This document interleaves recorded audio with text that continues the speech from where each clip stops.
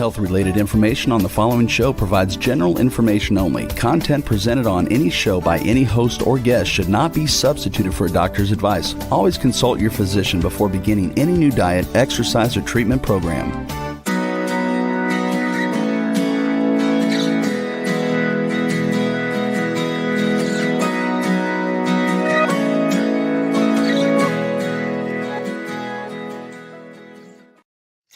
Welcome to Accelerated Health TV and Radio Show. I'm your host, Sara Banta. I'm a health coach, natural supplement expert, and a busy mom of 3. Make sure you hit the subscribe button below so you're notified every week with my new podcasts on Mondays and Tuesdays. And if you haven't already, join my free group coaching on Telegram with the link below. I teach you on a daily basis with tips and tools to enhance your health. And you will be a part of a like-minded group to support you on your journey, in addition to truly taking control of your health. If you have questions after this podcast, plop them in the group coaching. I will answer them and dive deeper into the topic. My goal is to reach everyone on earth with eyes to see and ears to hear my message of healing. So help me with that goal. Share this podcast with a few of your friends who may need my help. Today, we are talking about functional biomechanics and fixing movement pain. What does that even mean? Well, we've got Michael Hughes here. He's the founder of Gymnazo, a 7-figure functional training facility located in California. And it focuses on the integrating restoration with performance in a variety of services. And we'll have him explain more. Michael, how are you today? Doing great. Thank you very much. I'm super excited to get into this topic because I'll never forget. I was in high school, played volleyball, I rode crew, and then I was a mom of 3 toddlers, and I always worked out, right? And I had someone in my life in my early 40s tell me that I was no longer an athlete, and it really bothered me because I honestly think everybody in this world is an athlete. We are picking up kids. We're pushing strollers. We're getting in and out of cars. We are going to the grocery store. We are doing all of these things. And, fast forward, I've got a mom. I've mentioned this on a few podcasts that just turned 80, and she was riding her horse, fell off her horse, fractured her pelvis. And I looked at her and I said, are you ready to listen to me? Because this is a pivotal point in your life, and you're going to go one of 2 ways, and right. And so you have these instances in life where injury happens. How are you going to rehabilitate? I'm probably going to hurt myself picking up a grocery bag more than I am in the gym, just because of the awkwardness, and no one looks at the functional part of working out. And so that's why I'm super excited to get into this today. You're teeing this up too easy for me. So first, why don't we get into why you are so passionate about this topic? Yeah, it's very interesting. It has nothing to really do with movement, though it has everything to do with movement. Growing up as a kid, I was very underspoken. Shy would be a way to put it. Had a speech impediment, stuttered. So speaking and having self-confidence was literally the last thing that I would say I was good at. And I found that through working out, I'm going to use this term interchangeably, but in the growing up, working out meant physique building. Like that was working out. Like if you think about the exercises that you do in the traditional gym, I don't use that term as fitness. That's called physique building. But that was deemed as fitness then.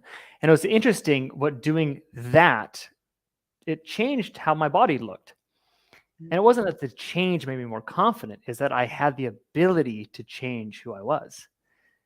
And that ability to change who I was through my own control, through physicality, was this huge launching point of like, whoa, what else can we do?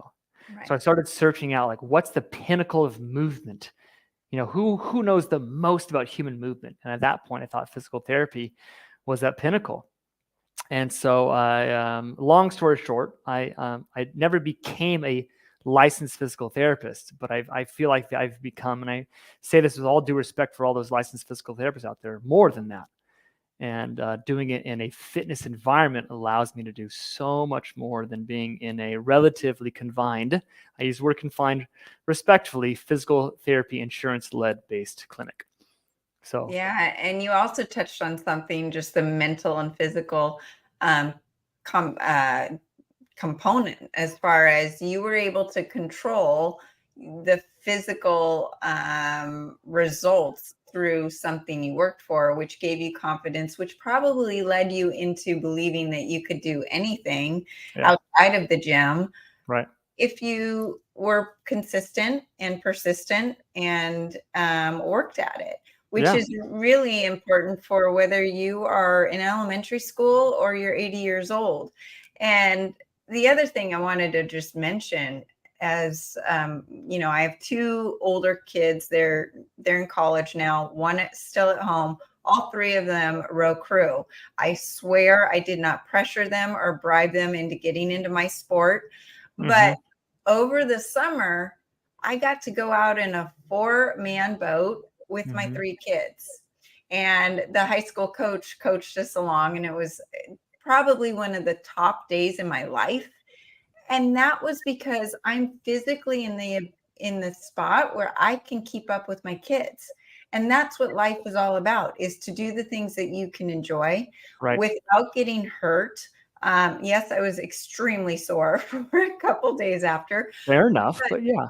But that's what life's about. And, you think about being a grandparent or a mom and trying to keep up with your kids and want to play soccer with your kids, throw the baseball with your son, whatever it is.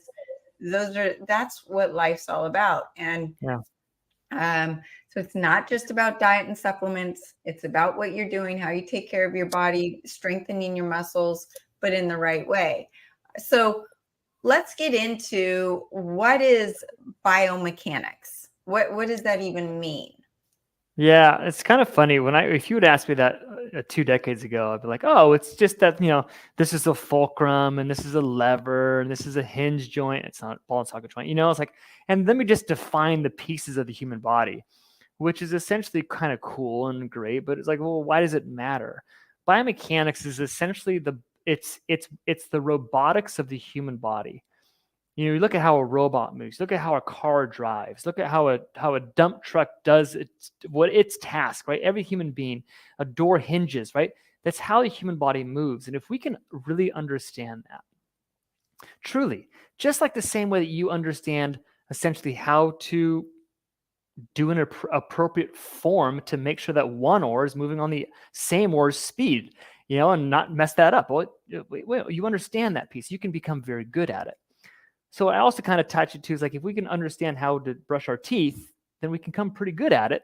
So understand the human body enough to understand that it has mechanical linkages, that essentially your finger on your right side or left side is connected through physical motion all the way to your opposite side toe.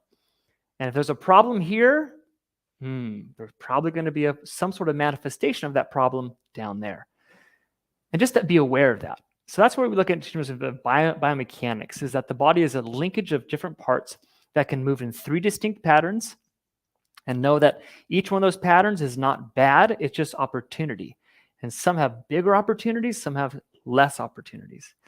That we can rotate, hinge, spin, lean. I'm going to use different words in the same way. Bend, extend in every single joint. Some are smaller, some are very small, but to know that it is still possible, and then to expand your biomechanics so you can go do crew, so you can go in a skate park with your little 4-year-old son and still ride that ramp, which I did the other weekend and injured myself. But I'm not like, oh, I'm going to stop doing that. It's like, no, I'm going to fix the injury and move forward and just keep going, because life's a journey. That little piece, kind of like you said about falling off the horse.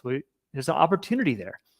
So understand the biomechanics and how everything is linked together through muscle, joint, connective tissue is essentially the easiest way to define human movement. So where do the incorrect movement patterns lead to pain and discomfort? And you go into the gym and you watch people work out and you're like, oh, that just looks like an injury ready to happen, right? Yeah, it's kind of funny, right? Yeah, please. And even they'll be with trainers that don't even know what they're doing. But it's really easy to get lazy if you're mentally tired and you try to go lift weights and you move in the wrong way, or you do the same incorrect movement over and over and over again, which then compounds the issue. Can Right. you dive into that a bit Yeah. and how that leads to pain, discomfort, and Mhm. injury? So we have a saying in our methodology that there's no such thing as a bad exercise. In fact, there's no such thing as incorrect form for an exercise. Now you say, wait a minute, what do you mean by that?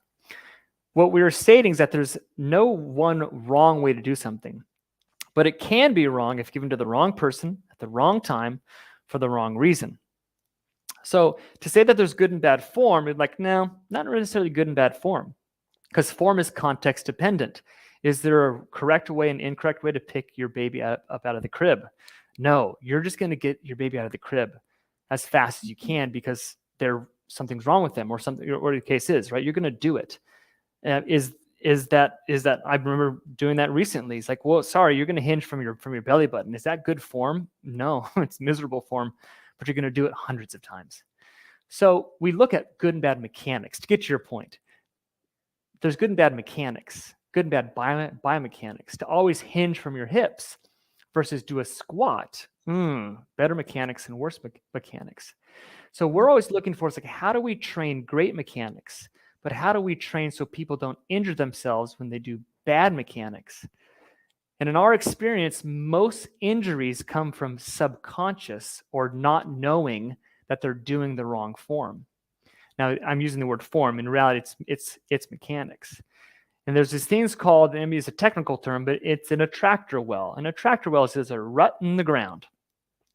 We move without even knowing it in a certain way that creates bad movement patterns. Now, right now, if you're listening to this podcast, you're watching this on a show, where the case is, you're sitting in a certain way.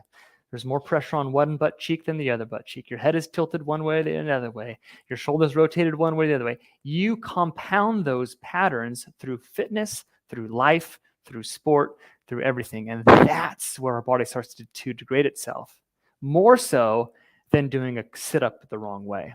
Now, I'm not saying that those are independent, that are both play the game, but we actually have more problems with poor subconscious movement patterns than we do with conscious bad form. And again, I know what you're saying, Sara, but it's like really kind of putting this, I want people to understand that there's a self-awareness that is more behind, there's a lack of self-awareness behind our movement injuries, more so than the things that we know that we're doing. And that's hard because you don't even know what you don't know. Yeah. No, I'm just thinking through, all my kids are older, but when you're a young mom, you've got the kid on the hip and you've got the backpack or the grocery bag and you're off kilter, and most Constantly. injuries, I've people I know, most big injuries are of doing stupid things like stepping the wrong way and they're not doing exactly right.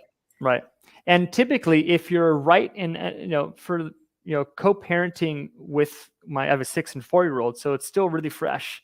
I still hold my 4-year-old from time to time, where you're going to hold predominantly your baby in your non-dominant hand, because your dominant hand's opening up the fridge, getting the bottle, right? Mixing, shaking stuff. I mean, so what happens, you get this very rigid, very strong, very stable left side for a right-handed person, holding this dynamic living, they're all over the place.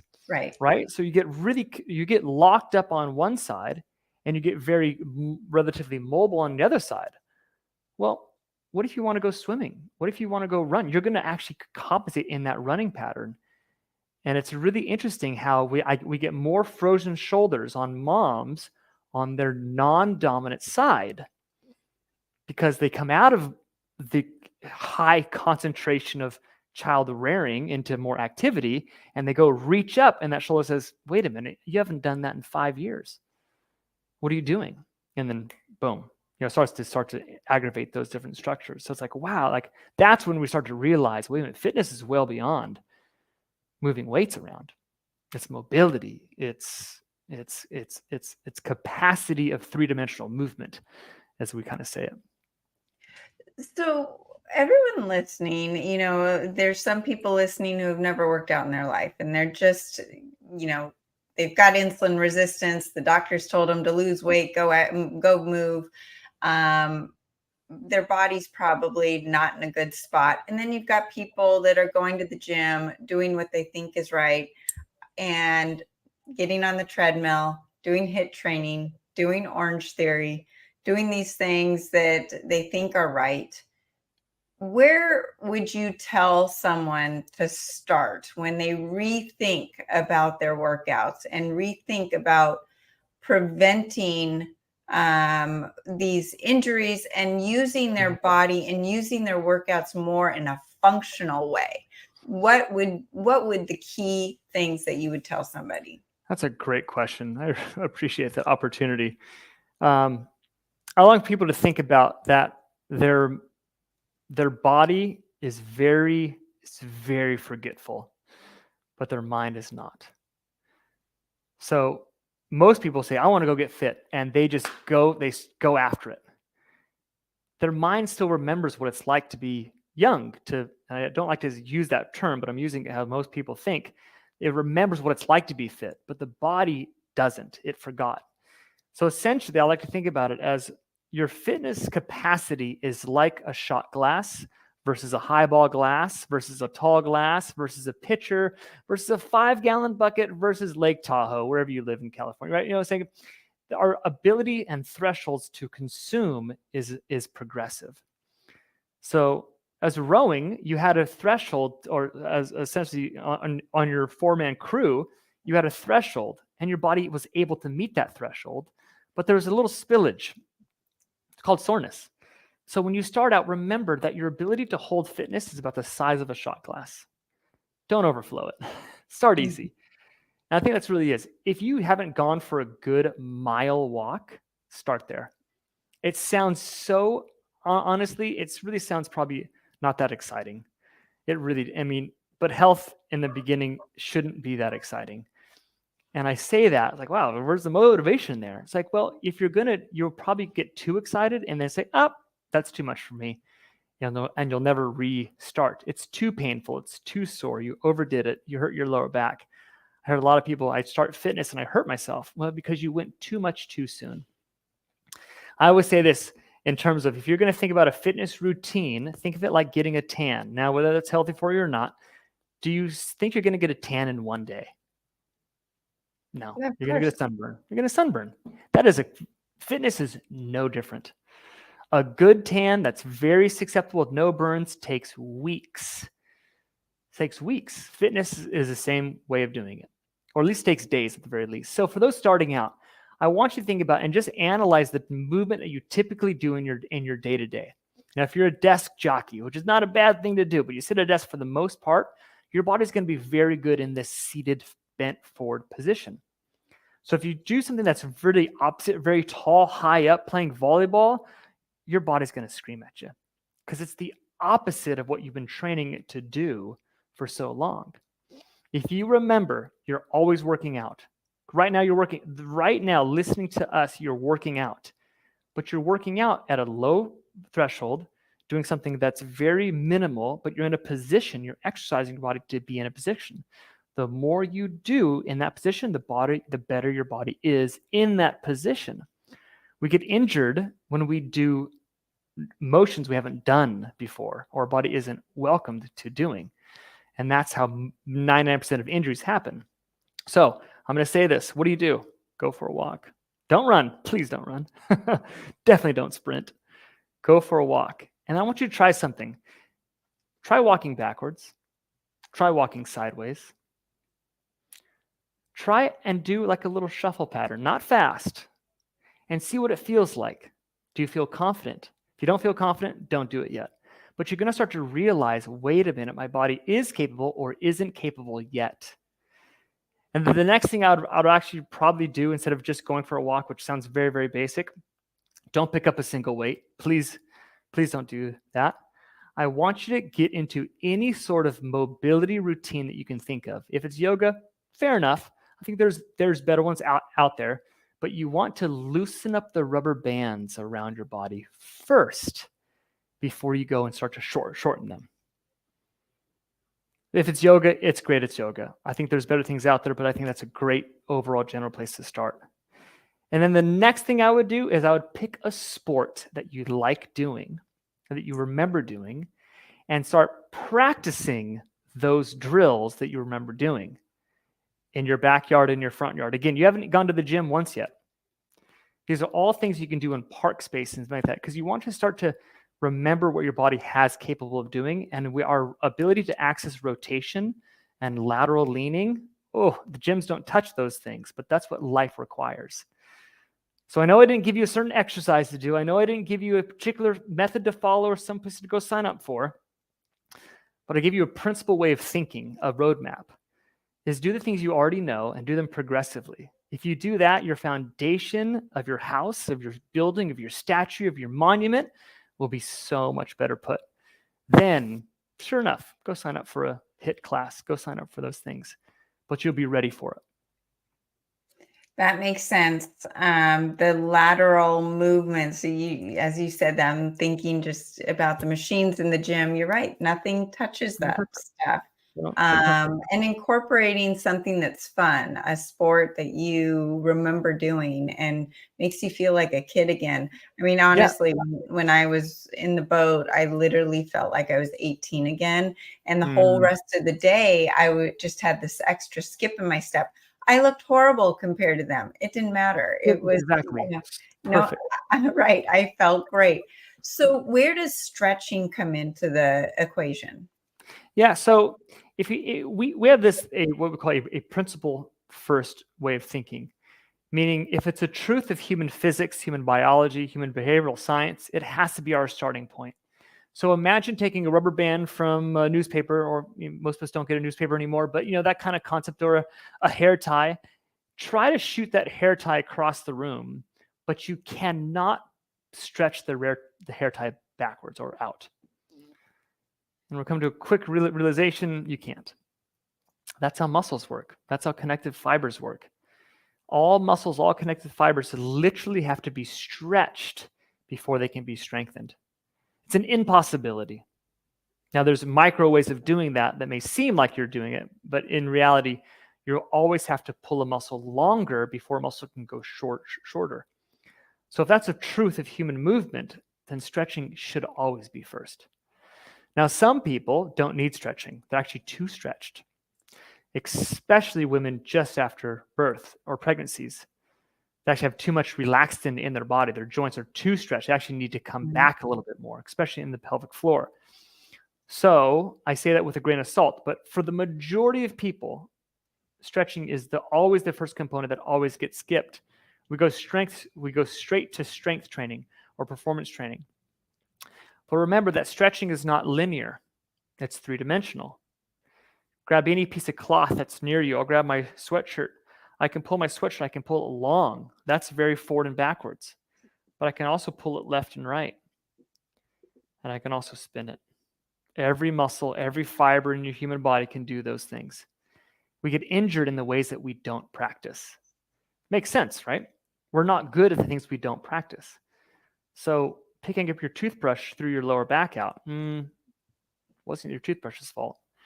It was that spin with that one hand after that one leg got extra tight and you just haven't been there for a long time. And finally, it was the straw that broke the camel's back. All because your hamstrings or your adductors or your lats or your calf weren't flexible enough. And finally, your lower back said, sorry, I'm not going to help you out anymore. I'm spazzing out. And you're like, what did I do? More than likely, you weren't flexible. The lower back is an area where I believe, and correct me if I'm wrong, is it one of the most common injury-prone areas of the body? It's one of them. It's not the most, but it is certainly one of them. And it's the one that has the most debilitating consequences. Yeah. And I've thrown out my back just by putting on my pants. Right. Exactly. Right. Right. And what people don't know, just outside of what we're talking about, is the kidneys are in the back, and the kidneys are inflamed when the adrenals are inflamed, and you're overworked, overstressed, all this stuff. And because of that inflammation, it's putting pressure on the back muscles and that whole area. So then when you do just one wrong movement, it goes, nope, I give up, I'm done. And so it doesn't have to be at the gym. It doesn't have to be doing some big heavy lifting. It can be putting on some pants. Yeah, And most it was, injuries aren't at the gym. yeah, Yeah, sorry to yeah, interrupt you. Yeah. no. And so my question though is, like, for me, it's specifically in my lower back, I feel like try to strengthen it with my workout, but then it makes it so sore, then it hurts it, so I can't work out. So how do you get past that? And what is the progression of getting stronger without injury? Yeah, that's a great question. A lot of our traditional kind of institutional way of thinking about strengthening parts of our body is to strengthen that part of the body. Now, you could say that sounds very, very, very logical. Well, it's so logical that it misses the bigger picture, is that no one piece works all by itself, as just there's no one gland that essentially can survive all by itself. It's an inner functioning system. You remove 2 kidneys, doesn't matter how good your liver is, so that those kind of ways of thinking. Now, our body is very good though at managing under distress. In fact, our body is so good at hiding problems. It's incredibly good at it, and it only really tells us when it gets real bad. So if we strengthen just our knees, just our lower back, we're forgetting that the lower back is essentially doesn't like to get moved.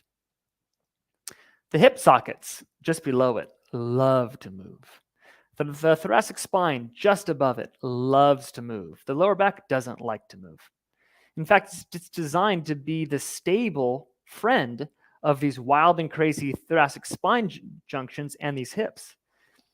So for strengthening the lower back in terms of getting the lower back stronger, but neglecting to make sure that the hips, 2 of them, are mobile and strong, and our thoracic spine is mobile and strong, we're essentially pouring water into a bucket, but not realizing that there's a hole at the very bottom of it. So hence why the lower back can get upset and mad. Now it's like, well, wait a minute. So what do you do then? Well, this is where fitness gets much more interesting, much more fun, and much more complicated. And that's a hard part to say to any person who wants to do something simply. Well, that's why there's amazing coaches out there and a lot of new information coming out, but it's so much baked into how you're going to swing a baseball bat, how you're going to shoot a base, how are you going to run a family, at all? Does everyone do all the same chore? No. We already have these ways of thinking. We share, we distribute, and we all do things in a way that encompass all things that need to be done. So lower back strength comes with good hip strength. Lower back strength comes with great rotational trunk strength, as an example.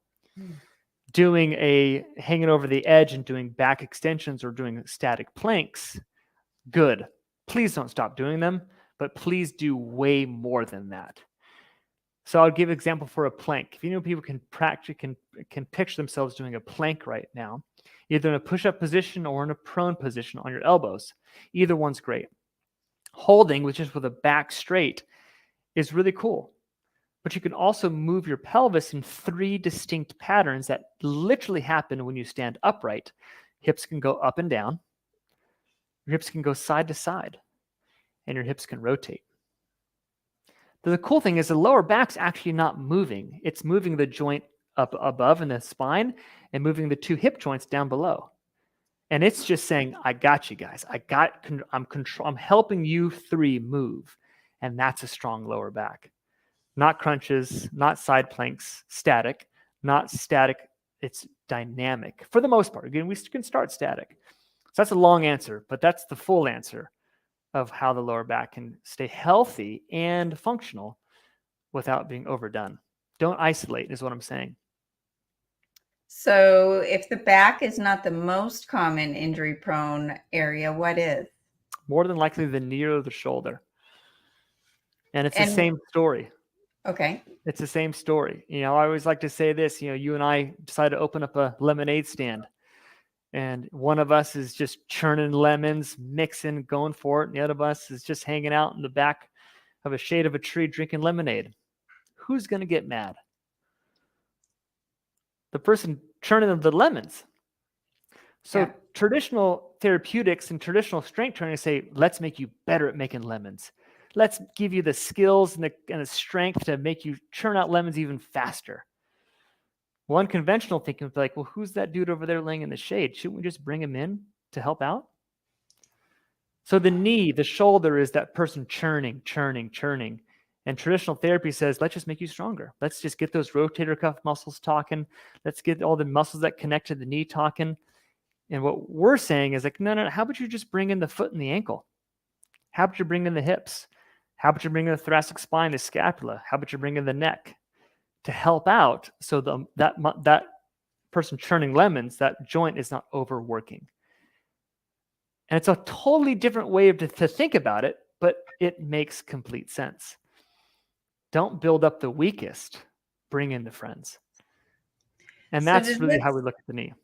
does this kind of go along with, running and treadmills, going on long runs? And do you only have so many miles in your knees for a lifetime? Or can you strengthen those knees and strengthen those other areas to support as much running as you want to do? That's a great question. As you can probably tell, I like to answer in analogies. A car tire only has so much tread on it. And the good job of keeping a tire as long as possible is rotating it, balancing its weight across the car, because it's not equal weight across the car. And a tire will eventually run out of tread and pop. Our body will end up dying. Our heart will stop beating. Our joint will eventually break in half. Sorry, overshot there, but you know what I'm saying. It's how long can we keep it for? So it's essentially no. Your body does have a limit. But in our findings and what we've experienced with our clientele, we have a much longer life than anyone has ever expected. Granted, there's not pre-existing injuries and scar tissues that are already currently present there. But running is one of those things that it is so straight line, so repetitive, the body beats itself up so much faster. Mm-hmm. And I like to think of it like this one. We've all seen that dripping water onto a rock, right? And you see how it starts to cave away a bowl. Well, if you had that same dripping pattern go from a rotational pattern, right, in a sense, you'd see a different pattern of resistance. But that hole would be a lot shallower because it got distributed around that rock versus the same drip sequence happening in the same spot over and over again. That's the problem with things like running on a treadmill or any repetitive movement pattern. You're wearing the tissue on that joint, on that stress point over and over and over again. You're going to decrease its life. You're not rotating the car's tires. So yes, your heart will stop eventually, but we're finding that we have a lot more life on there than we thought we did. How much more? Sarah, I'm sorry, I can't say. But 80-year-old is still young if you take care of your body. I agree, absolutely. But with the running thing, not only are you wearing down your joints, but you think you're running to burn the calories and maybe to lose the body fat. Yeah. That doesn't work out, right? Yeah. So I wanted to ask you, because I know I used to work out with a trainer that was very particular with biomechanics. And you would see him work out with someone else across the gym and go, they're not even working out at all, but they're doing all of this balancing stuff with the ball and these different motions that you're talking about. When I would do that same workout, I'm sweating bullets, even though I'm not, right. Because I've engaged my neurons in my brain, my neurotransmitters, and the connection with my muscles and my tissues and everything else that's going on. So my brain's on fire. Can you talk about how that is? You're going to get so much more out of your workouts doing that from a physique and a vanity and a caloric burn perspective versus running 8 miles day after day. Right. The human body, again, it has one code in it. It's programmed to do one massive thing, and that is survive, continue, to keep going. That has not been bred out of our evolutionary process yet. And it still thinks that we still have to survive. That's really what its core principle is. So it's designed, therefore, to find efficiencies in repetition. That's why if you continue to do the same thing over and over again, you actually get better at it, which is a good thing, but you actually burn less calories doing it. So if you're a runner and you run the same course at the same rate, the same tempo, you actually burn less calories every time that you do it. Now, I'm just saying that in a relative standpoint, but you get better at it. Your body finds less ways to burn calories. That's why we get a lot of muscle knots in our shoulders if we're a desk sitter, because our body says, I don't want to keep burning calories to pull your shoulders back. So instead of me burning muscle calories to hold that position, I'm just going to lay down more fascial fibers that harden and stay there, that don't require any energy to do that. And that's what your body does. It's like, oh, thanks, body. That's very smart of you. But in reality, it's like, no, we want to do the opposite of that. So that's why what we use the word three-dimensional or multidimensional movement patterns or functional training done appropriately is always putting your body in a growth state. And growth means challenge. And challenge means not being good at it or essentially building up at it. So you can do a balance drill, no joke, and be like, my heart is racing. Now, just holding their eyes closed is not what I'm talking about, but a dynamic balance drill. Like, wow, my heart is going crazy. Now, are you burning as much calories as doing a sprint? Not necessarily, but it's a compounding effect of make sure that you grow what we call your sphere of function. Essentially, if we look at it from any sort of health component, just eat steak. It's good, right? I mean, there's some good to that. Just eat vegetables. That's good, but you're still missing a few, Why do people take let's call it a good multivitamin? It's insurance. It covers the bases. Now, again, that's arguable. We can get into those details, right? But the concept is that we want to cover our bases.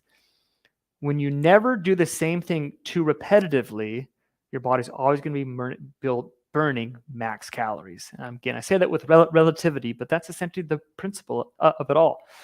That's what I mean, walk backwards. Seriously, walk sideways. Like, well, that is so much harder. Of course it is.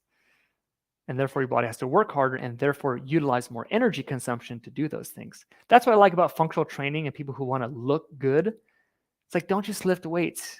In fact, you've been doing the same routine for 5 years in a row. Your body's like, it's tired of it, is what it is.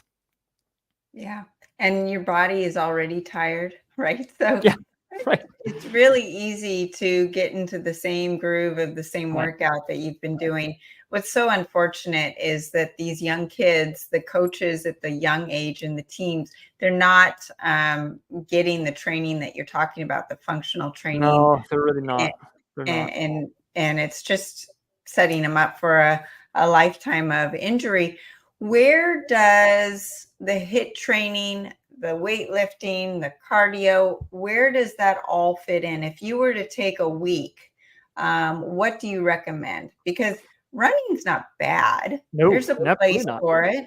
Yeah, getting on the rowing machine there's a place for it. Yep. There's a place for lifting weights. Is there a place for using the machines, or do you like to use just free weights? Can you describe what a week looks like? Yeah. Now, again, this is depending on person's preference, just like diet, right? There's no one diet that is successful for every single person. Now, that may be true chemically, but not in tastes and preferences. So fitness should be no different.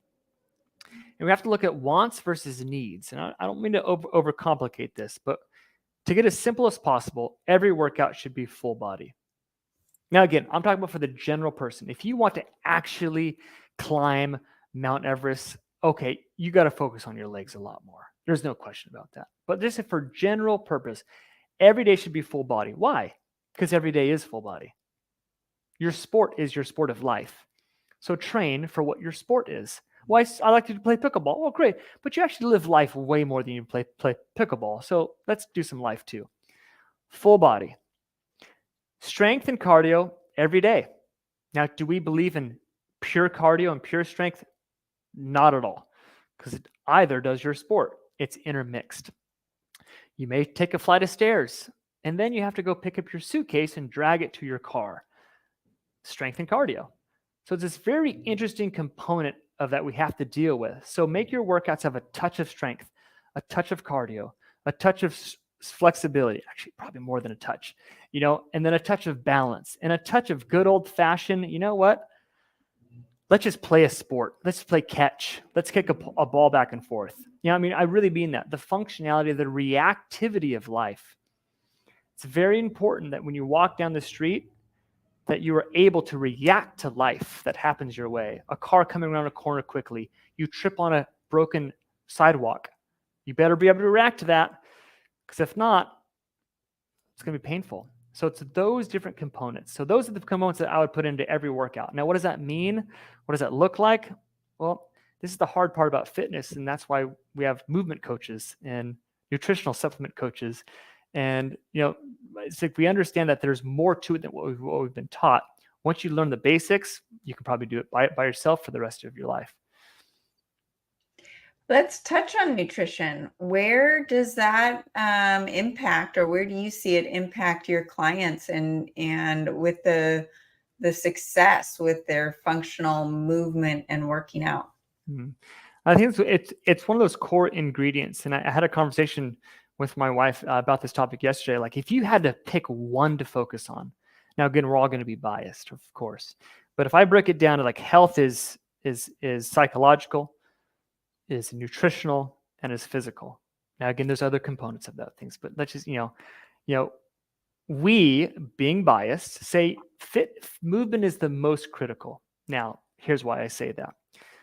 Movement triggers you to automatically care about movement triggers you to be automatically care about nutritional.